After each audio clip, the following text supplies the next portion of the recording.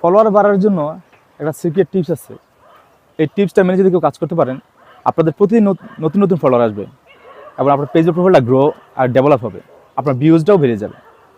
তো কী করতে হবে, আপনাকে আপনার কন্টেন্ট দিকে ফোকাস করতে হবে। আপনার কন্টেন্ট কোয়ালিটিটা খুব সুন্দর এবং ভালো করতে হবে, ঠিক আছে? আর আপনার যে রিলস ভিডিওগুলো করেন সেটারও কী করতে হবে, সেদিকে ফোকাস করতে হবে। সুন্দর সুন্দর রিলস ভিডিও বা সুন্দর সুন্দর কন্টেন্ট নিয়ে কাজ করার চেষ্টা করবেন।